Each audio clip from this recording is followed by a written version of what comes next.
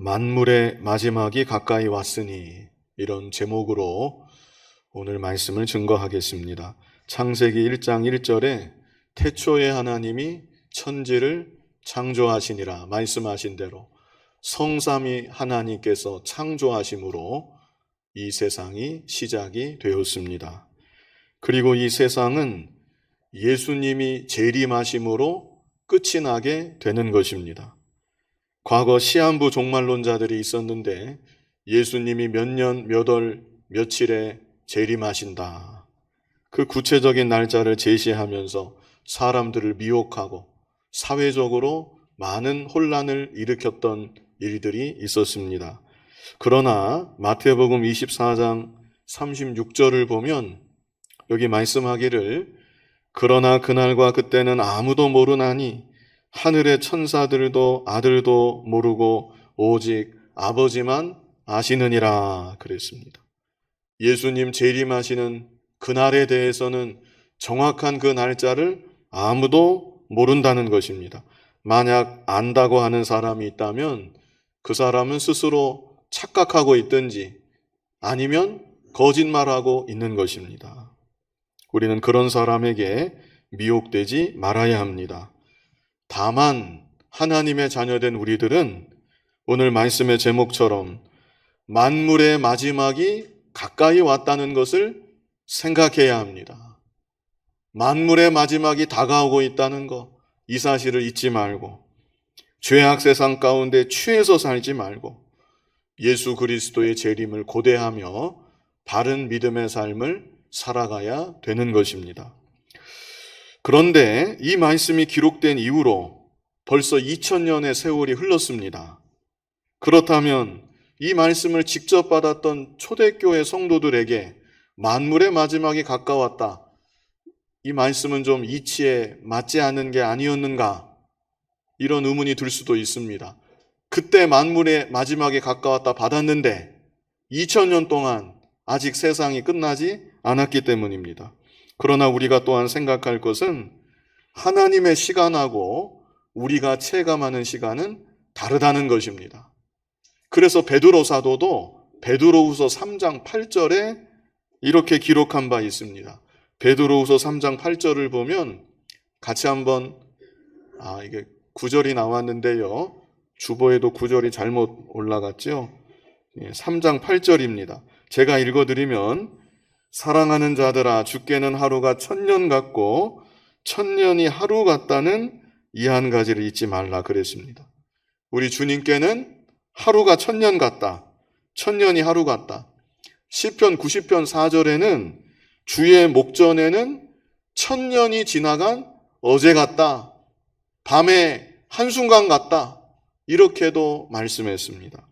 그래서 우리 입장에서는 벌써 2000년이 지나갔다 그럴지 몰라도 하나님께는 이틀이 지나갔다, 우리가 이렇게 생각할 수가 있다는 것입니다. 또 한 가지 중요한 것은 만물의 마지막이 가까이 왔으니, 이 구절을 통해서 우리들은 세상의 마지막만 생각하는 것이 아니라 우리 개개인의 마지막도 생각해야 된다는 것입니다. 그래서 마지막이 두 가지입니다. 세상의 마지막, 세상의 종말이 있고 또 어떤 마지막이 있어요? 나의 마지막, 개인의 종말이 있다는 것입니다. 무엇이 먼저일지는 모릅니다. 내가 죽어서 천국 가서 예수님을 만나 뵙게 될지, 아니면 살아생전에 예수님 재림하시는 거 내가 이 땅에서 맞이하게 될지, 무엇이 먼저일지는 모르지만 분명한 것은 내가 예수님 만날 그날은 점점 더 가까이 다가오고 있다는 것입니다. 그러므로 우리들은 항상 마지막을 생각해야 합니다. 마지막 순간이 다가오고 있다. 그렇다면 만물의 마지막이 있다는 것을 생각할 때 우리는 어떻게 살아야 되겠는가? 오늘 본문이 이에 대해서 크게 세 가지를 우리에게 말씀해 주십니다. 첫 번째는 기도하라입니다. 첫 번째가 뭐예요? 기도하라. 두 번째는 서로 사랑하라. 세 번째는 봉사하라입니다. 서로 봉사하라. 사실 너무나 자주 듣는 말씀이지요. 너무 평범한 권면의 말씀 같은데 우리가 이 시간 이 세 가지를 마음판에 잘 새기고 이 세 가지를 항상 실천하며 마지막 때를 생각하고 살아가야 되는 것입니다. 첫째는 기도하라. 둘째는 서로 사랑하라. 셋째는 서로 봉사하라. 먼저 첫 번째로 기도하라입니다. 우리 본문 7절을 같이 읽어보겠습니다. 만물의 마지막이 가까이 왔으니 그러므로 너희는 정신을 차리고 근신하여 기도하라. 자, 기도하라 하실 때 두 가지를 추가로 말씀해 주셨습니다. 두 가지가 무엇입니까? 정신을 차리고 또 근신하여 기도해라. 사실 정신을 차린다는 말하고 근신하라는 말, 동의어다 이렇게까지는 말할 수 없어도 거의 같은 말입니다. 정신을 차린다는 것은 다시 말해서 근신한다는 뜻이라고 우리가 이해할 수 있겠고, 근신한다는 것은 다시 말하면 정신을 차린다 이런 의미로 우리가 생각해도 무방합니다. 우리는 지난 주일에 고난받을 각오로 무장해라, 고난받을 각오로 갑옷을 입어라 이런 권면도 보았고, 또 두 번째 보았던 권면이 지나간 때로 조카도다 이런 권면의 말씀을 우리가 보았습니다. 베드로전서 4장 3절이었는데요. 우리 같이 한번 읽어보겠습니다. 너희가 음란과 정욕과 술취함과 방탕과 향락과 무법한 우상 숭배를 하여 이방인의 뜻을 따라 행한 것은 지나간 때로 조카도다. 6가지 죄악 기억하시라고 했는데 잘 기억하시는지 모르겠습니다. 음란과 정욕, 술취함과 방탕과 향락, 무법한 우상 숭배. 자, 이 6가지 죄악에 빠져 살면 그것이 바로 정신을 못 차리고 사는 것입니다. 이 6가지 죄악에 빠져 살면 그것이 바로 근신하지 못하며 사는 것입니다. 그런데요, 마귀는 어떻게 해요? 항상 우리를 미혹해서 6가지 죄악에 빠지게 만듭니다. 정신 못 차리게, 근신하지 못하게, 하나님 다 잊어버리고, 흘러가는 세월, 마지막이 다가오고 있다는 거 다 잊어버리고, 하나님께 간절히 기도하는 기도의 자리에서 이탈하도록 마귀는 우리를 그렇게 만드는 것입니다. 그러므로 베드로 사도는 너희가 정신을 차려야 한다, 근신해야 한다. 그래서 세상에 빠지지 말고 너희가 기도의 자리를 반드시 지켜야 한다.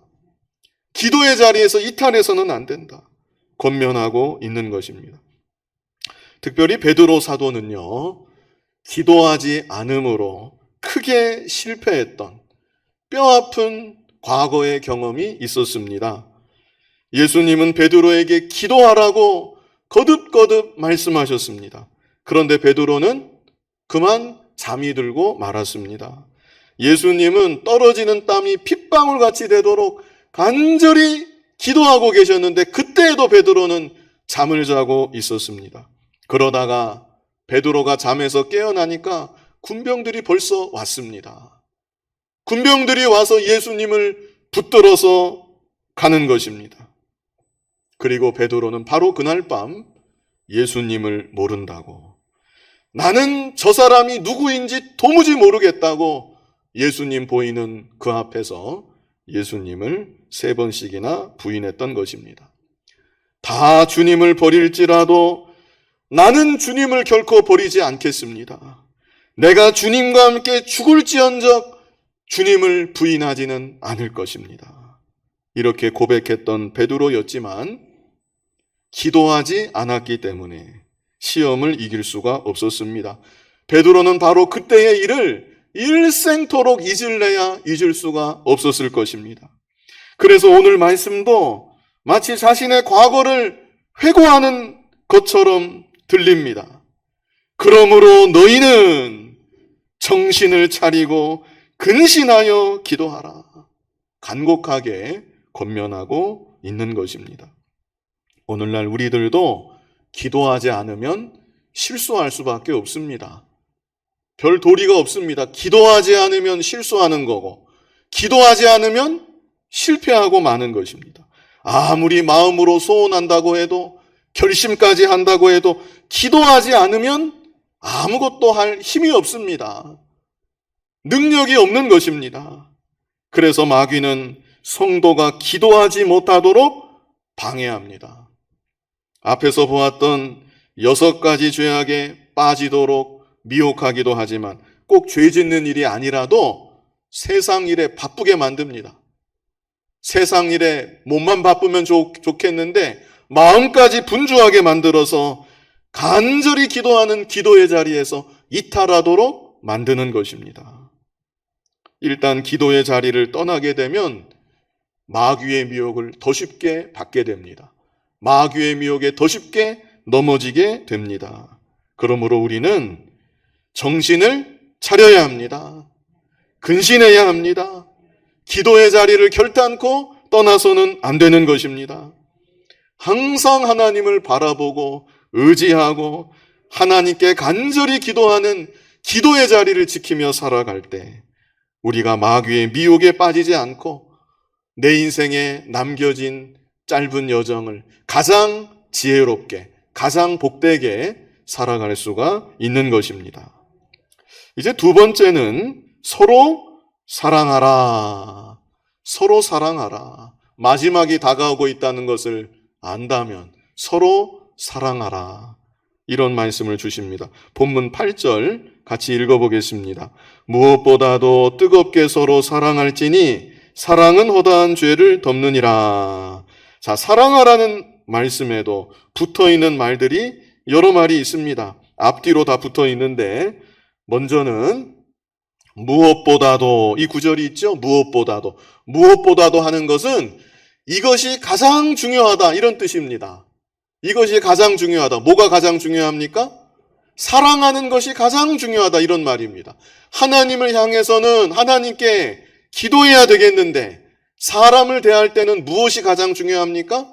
사랑하는 것이 가장 중요하다. 이것을 말씀해 주는 것입니다. 그래서 사람을 대하는 성도의 기본적인 자세, 그것은 항상 사랑이어야만 됩니다. 고린도전서 13장 1절, 고린도전서 13장 1절 앞에 나왔습니다. 같이 한번 읽어보겠습니다. 내가 사람의 방언과 천사의 말을 할지라도 사랑이 없으면 소리나는 구리와 울리는 꽹과리가 되고. 무슨 뜻입니까? 아무리 좋은 말을 해도 정말 이치에 타당한 그런 합리적인 말을 잘해도 사랑 없이 하는 말은 소리나는 구리다, 울리는 꽹과리다, 이렇게 말씀합니다. 2절도 같이 한번 읽어보겠습니다. 내가 예언하는 능력이 있어 모든 비밀과 모든 지식을 알고 또 산을 옮길 만한 모든 믿음이 있을지라도 사랑이 없으면 내가 아무것도 아니요. 나를 통해 능력이 나타난다 할지라도, 나에게 지혜가 있다 할지라도, 지식이 있다 할지라도, 산을 옮길 만한 대단한 믿음이 나에게 있는 것 같을지라도 사랑이 없다면 아무것도 아니다. 3절을 같이 한번 읽어보겠습니다. 내가 내게 있는 모든 것으로 구제하고 또 내 몸을 불사르게 내줄지라도 사랑이 없으면 내게 아무 유익이 없느니라. 자기 자신을 다 바치는 겁니다. 헌신하는 것입니다. 사실 온전한 헌신은 아닙니다. 사랑이 없으면 헌신하는 것처럼 보이는 것입니다. 그러나 그럴지라도 사랑이 없으면 아무 유익이 없다. 그래서 성도에게 사랑은 있으면 좋고 없으면 할 수 없는 그저 그런 정도의 덕목이 아니라는 것입니다. 성도에게 사랑은 어떤 덕목이에요? 반드시 있어야만 되는 필수적인 덕목이다. 우리가 이렇게 생각해야 합니다. 그리고 이 사랑은 그리스도의 사랑입니다. 그리스도의 사랑. 나 같은 죄인을 위해 예수 그리스도께서 십자가에 못 박혀 죽으신 그 사랑, 그 사랑을 믿고 그 사랑을 깨달아 나아감으로 인하여서 나 역시 다른 이들을 대할 때 물론 부족하지만 그래도 예수님을 조금이나마 닮은 사랑의 모습이, 예수님과 같은 사랑의 모습이 나에게 점점 나타나야 되겠다는 것입니다. 그리고 또 말씀하기를 뜨겁게 서로 사랑할지니 그랬지요. 뜨겁게 서로 사랑할지니. 뜨겁게 서로 사랑한다는 것은 열심을 다해 사랑하라는 뜻입니다. 열심을 다해 사랑하라. 좀 다르게 표현하면 전심 전력을 다해 사랑하라. 이런 말로도 우리가 이해할 수 있겠습니다. 그래서 이 구절은 무엇을 우리에게 가르쳐 주냐면 우리 그리스도인의 사랑이 자기 감정에만 국한된, 좋고 싫은 자기 감정에만 국한된, 자기 감정의 테두리 안에만 머물러 있는 그 정도의 사랑이 되어서는 안 된다는 것입니다. 그리스도인의 사랑은 나의 마음, 나의 감정을 초월해서 믿음으로 결단하는 사랑, 힘써 노력하는 사랑, 전심전력을 다 기울여서 사랑하는 사랑, 그런 사랑이어야 된다는 것을 말씀해 주는 것입니다. 사실 내 감정에만 충실하면 사랑할 사람이 살아가는 날 동안 그렇게 많지 않습니다. 부부간에도 그렇습니다. 연애할 때야 콩깍지가 눈에 씌워진다고 하지만 결혼하고 얼마 지나면 콩깍지는 다 벗어지는 것입니다. 그렇다면 그 후로는 어떻게 삽니까? 그냥 삽니까? 그래도 사랑해야 되겠는데 어떻게 콩깍지 다 벗어졌는데 어떻게 상대를 사랑합니까? 우리 성도는 믿음으로 사랑하는 것입니다. 하나님께서 저 사람을 나의 짝으로 주셨습니다. 이렇게 믿음으로 하나님 앞에서 사랑하는 것이고 나의 믿음이 자라남에 따라 나의 인격이 성숙해짐에 따라 그 사랑도 점점 더 온전한 사랑으로 자라나고 만들어지게 되는 것입니다. 교회 안에서도 내 감정으로만, 내 기분으로만 사랑하려고 하면 사랑할 수 있는 사람이 극히 제한적입니다. 자식도 내 마음대로 못하는 판에 내 마음에 맞는 사람이 교회 안에 그렇게 많이 있겠습니까? 내 감정에 치우치면 사랑할 사람은 별로 많지 않습니다. 어쩌면 시간이 좀 많이 가면 아예 없어질 수도 있습니다. 한 사람도 없구나, 이 교회에는. 그럴지도 모릅니다. 그러나 우리의 사랑은 믿음으로 하는 사랑입니다. 하나님이 공급하시는 은혜 가운데 나도 열심을 다하는 것이고 믿음으로 전심전력을 다하는 것이고 원수까지 사랑하라고 명하셨고 뜨겁게 서로 사랑하라고 명하셨는데 이 명령의 말씀을 받들어서 내가 저 사람 사랑해야 되겠다. 믿음으로 결단하고 기도하고 그리스도의 사랑으로 점점 더 사랑에 나아갈 수 있는 것. 그것이 바로 성도의 모습이고 교회의 모습인 것입니다. 8절 후반절에는요, 참 좋은 말씀 있습니다. 사랑은 어떻게 한다고 했습니까? 허다한 죄를 덮느니라. 특별히 베드로 사도는요, 자신의 부끄러운 허물을 다 덮어주시는 그리스도의 사랑을 누구보다 절실하게 경험했던 사람입니다. 앞에서도 말씀드렸지만 베드로가 예수님을 3번이나 모른다고 부인했습니다. 마지막에는 어떻게 부인했습니까? 마지막 3번째는 저주까지 하면서 아마 큰 소리로 예수님 귀에 다 들리도록 나는 저 사람 모릅니다. 이렇게 예수님을 부인했습니다. 그런데 바로 그때 예수님이 고개를 돌려서 베드로를 보셨습니다. 베드로의 눈하고 예수님의 눈하고 마주친 것입니다. 베드로를 바라보시는 예수님의 눈빛이 어떤 눈빛이었을까요? 여전히 베드로를 사랑하시는 눈빛. 겁에 질려서 나는 저 사람 모른다고 막 아우성치면서 그렇게 외치는 베드로의 모습을 안타깝게 여기시고 측은하게 보시는 예수님의 눈빛이었을 것입니다. 그때 베드로가 예수님의 눈을 보고 도저히 그 자리에 있지 못하고 자리를 박차고 일어나서 통곡하며 울었습니다. 그리고 사흘 뒤에 예수님 부활하시고 또 그로부터 얼마간 시간이 지나갔습니다. 그런데 베드로는 부활하신 예수님 앞에 다가설 면목이 있겠습니까? 없겠습니까? 도저히 없습니다. 부활하신 예수님 앞에 낯짝을 들이밀 용기가 서지 않는 것입니다. 이런 베드로를 그냥 내버려 두었다면 어쩌면 베드로는 평범한 어부로 생을 살다가 죽었을지도 모릅니다. 그런데 예수님께서 다시 그물 잡은 제자들과 베드로를 직접 찾아가시는 것입니다. 갈릴리 바닷가에 모닥불을 피워놓고 기다리십니다. 밤새 고기 잡다 지친 그들을 위해 떡과 고기를 구워서 주십니다. 그리고 예수님이 베드로는 특별히 따로 부르십니다. 해결해야 될 문제가 있기 때문입니다. 그리고 아무 말 없는 베드로를 향해 예수님이 물으셨습니다. 네가 나를 사랑하느냐? 너 그때 왜 나 모른다고 그랬니? 그런 말씀 안 하시고 네가 나를 사랑하느냐? 주님, 제가 주님을 사랑합니다. 그게 베드로 진짜 진심인 건 맞습니다. 기도 안에서 넘어진 거지. 주님, 제가 주님을 사랑합니다. 내 양을 먹이라. 그리고 또 주님 물으십니다. 네가 나를 사랑하느냐? 주님, 제가 주님을 사랑합니다. 내 양을 치라. 세 번째 주님이 또 물어보십니다. 네가 나를 사랑하느냐? 주님, 주께서 모든 것을 다 아십니다. 제가 주님을 정말 사랑합니다. 내 양을 먹이라. 세 번 주님을 모른다고 부인했던 베드로의 입에서 제가 주님을 사랑합니다. 제가 주님을 사랑합니다.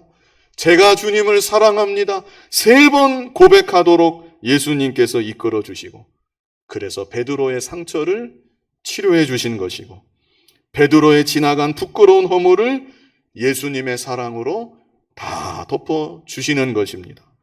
그래서 베드로는 주님께 받은 이 사랑으로 회복이 되어서 일생 초대교회를 받들어 섬기다가 마지막에 순교의 제물이 되었습니다. 지금까지 전해지는 초대교회 유명한 전설에 의하면 네로 황제 박해가 더 심해져서 성도들이 베드로 사도에게 간청합니다. 어서 피신하시라고, 떠나시라고, 피하셔야 된다고 이렇게 간청을 해서 베드로 사도가 급히 로마를 떠나서 피하는 중이었습니다. 그런데 베드로의 눈에 부활하신 예수님이 슬픈 표정을 하고 로마를 향해서 걸어가시는 거죠. 그래서 베드로가 주님, 어디로 가시는 것입니까? 나는 네가 지금 버리고 떠나가는 로마로 가서 다시 십자가를 지려고 한다. 그때 베드로가 눈물을 그 자리에 쏟고 성도들의 만류를 다 뿌리치고 로마로 갑니다. 로마로 가서 붙잡히고 우리 주님이 나 위에서 지신 십자가 내가 어찌 질 수가 있겠습니까? 나를 거꾸로 매달아 달아주십시오. 그래서 베드로가 바로 그 자리에서 십자가에 거꾸로 매달려서 순교했다고 전해집니다. 오늘 본문의 말씀도 자신이 가슴 저미도록 경험했던 그리스도의 한없는 사랑, 자신의 허물을 다 덮어주시고 품어주시고 회복케 하여 주신 그리스도의 사랑을 생각하면서 사랑은 허다한 죄를 덮느니라 말씀하고 있는 것입니다. 그러므로 오늘날 우리들도 나의 허물을 다 덮어주시고 나의 죄를 다 용서해 주시는 주님의 사랑을 깨달아서 다른 형제 자매들, 그들의 허물을 덮어주고 용서할 수 있어야 되는 것입니다. 마태복음 6장 14절로 15절 우리 같이 한번 읽어보겠습니다. 마태복음 6장 14절로 15절 읽겠습니다. 너희가 사람의 잘못을 용서하면 너희 하늘 아버지께서도 너희 잘못을 용서하시려니와 너희가 사람의 잘못을 용서하지 아니하면 너희 아버지께서도 너희 잘못을 용서하지 아니하시리라. 자, 이 말씀이 무슨 뜻인가? 내가 용서하지 않으면 하나님도 나를 용서하지 않으신다고 했는데 이게 무슨 뜻인가? 정말로 죄사함의 은혜를 하나님께 받았다고 하면 그 사람은 다른 사람이 잘못한 일에 대해서 용서하는 믿음의 열매가 반드시 맺혀진다는 뜻입니다. 그런데 만약에 입으로는 믿는다고 하고 죄사함 받은 은혜 감사하다고 고백도 하고 기도도 하고 찬송도 하는데 다른 사람이 자기에게 잘못한 일에 대해서 도무지 용서하지 못한다. 그렇다면 그 사람은 사실은 하나님께로부터 아직 죄 용서의 은혜를 받지 못한 것이다. 이것을 우리에게 말씀하여 주는 것입니다. 이 시간 각자가 마음으로 대답해 보시기 바랍니다. 예수님을 믿음으로 죄사함의 은혜를 받으셨습니까? 예수님을 믿음으로 지옥에서 영원토록 멸망당할 죄를 다 용서받았고 이제도 하나님의 은혜로 그리스도의 대속의 십자가 사랑으로 나를 여전히 사랑해 주시고 받아주시고 품어주신다는 것, 그 사실을 정말 믿으십니까? 정말로 그렇다면 여러분은 여러분에게 잘못한 사람들을 다 용서할 수가 있다는 것입니다. 나는 죽으면 죽었지 절대로 용서 못합니다. 만약 그렇다면 예수님을 지식으로만 알고 있는 것입니다. 그것이 바로 성경이 가르치는 바입니다.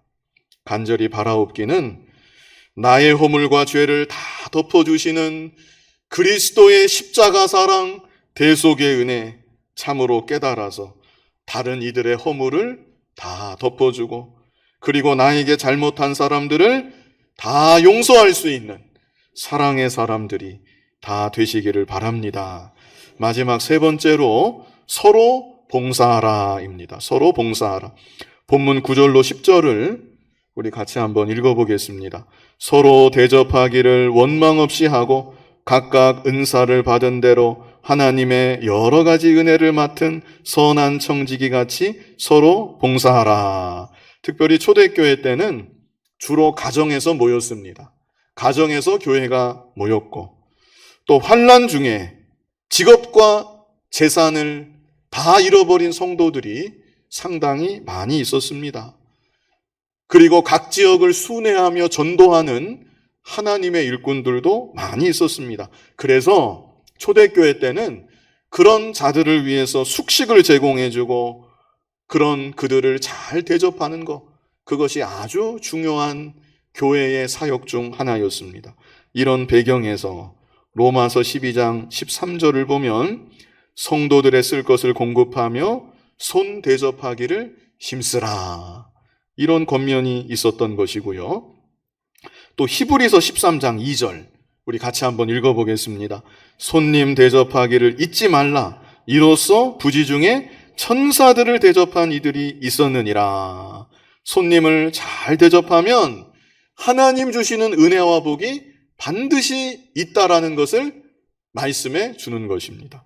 그래서 오늘날 우리들이 먼저는 교회적으로 연약한 교회들을 잘 섬기고 돕는 것, 이게 얼마나 귀한 일인지 모릅니다.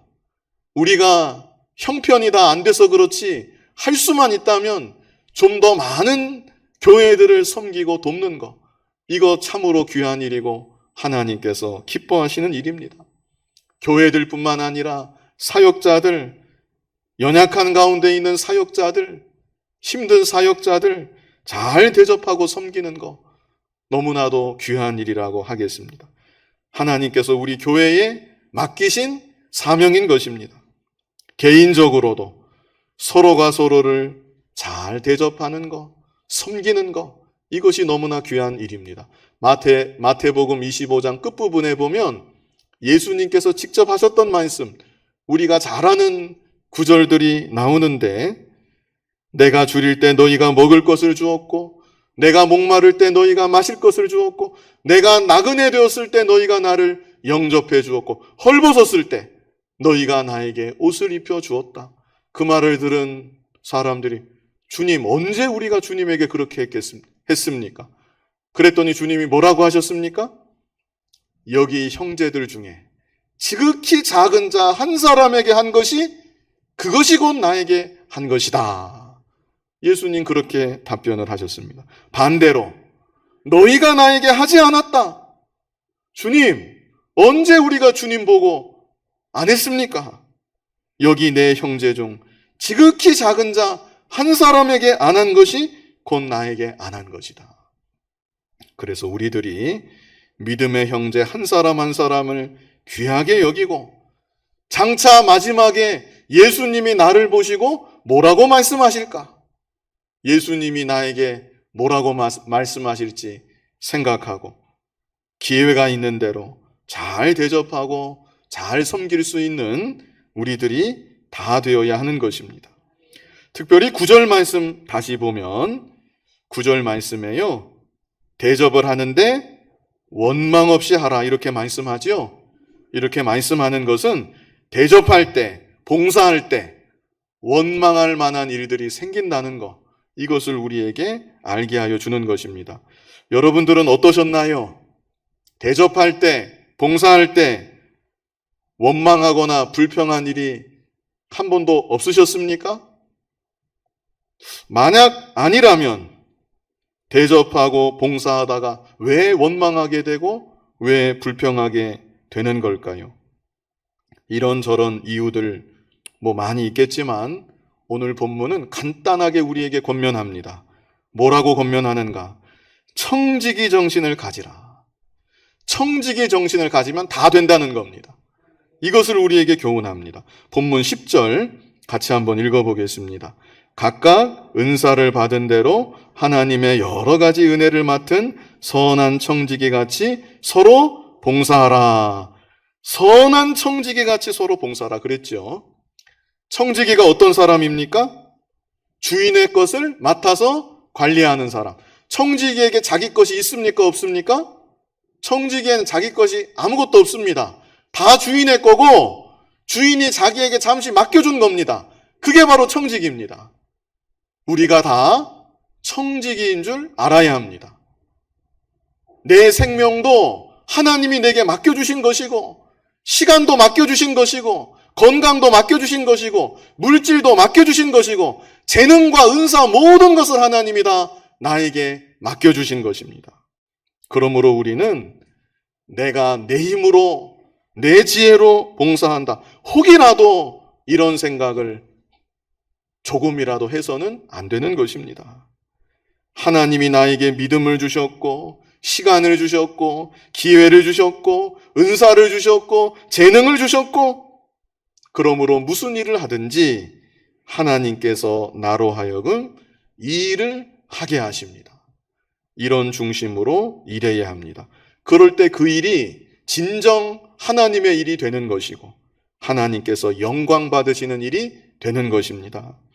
그래서 11절을 보면 뭐라고 말씀합니까? 만일 누가 말하려면 어떻게 말합니까? 하나님의 말씀을 하는 것 같이 하고 누가 봉사하려면 어떻게 봉사합니까? 자기 힘이 아니라 하나님이 공급하시는 힘으로 하는 것 같이 하라. 다 하나님이 주신 것입니다. 하나님이 허락하신 것입니다. 그래서 하나님이 하게 하신다는 그 중심을 가지고 봉사하고 사명을 감당해야 된다는 것입니다. 그래서 결론이 무엇입니까? 여기 11절 후반절에 이는 범사에 예수 그리스도로 말미암아 하나님이 영광을 받으시게 하려 함이니 그에게 영광과 권능이 세세에 무궁하도록 있느니라. 아멘. 오직 하나님의 영광입니다. 우리가 살아가는 것도 우리가 일하는 것도 봉사하는 것도 오직 하나님의 영광만을 위하여야 되는 것입니다. 하나님의 영광을 위하지 않는 것, 그것은 다 썩어지는 것입니다. 하나도 남지 않습니다. 다 불타 없어지고 마는 것입니다. 하나님의 영광을 위하지 않는 것, 아무리 열심히 했어도 그것은 하나님 앞에서 칭찬 듣는 것이 아니라 하면 할수록 오히려 책망을 쌓는 일이 되고 마는 것입니다. 종교개혁자들이 외쳤던 5대 강령이 있습니다. 오직 성경, 오직 믿음, 오직 은혜, 오직 그리스도. 마지막 5번째가 뭔지 아십니까? 오직 하나님께 영광. 이게 마침표입니다. 오직 하나님께 영광. 우리는 실제 이 정신으로 살고 하나님께만 그래서 모든 영광을 돌리는 우리들이 되어야 합니다. 그런 중심으로 살아갈 때 원망할 일이 없습니다. 불평할 일도 없습니다. 섭섭할 일도 없는 것입니다. 이 시간 만물의 마지막이 가까이 왔으니 이런 제목으로 이 성령의 감동 가운데 베드로 사도가 주시는 권면의 말씀을 보았습니다. 만물의 마지막이 가까이 왔다는 것, 이 사실을 생각할 때 우리는 어떻게 살아야 하는가?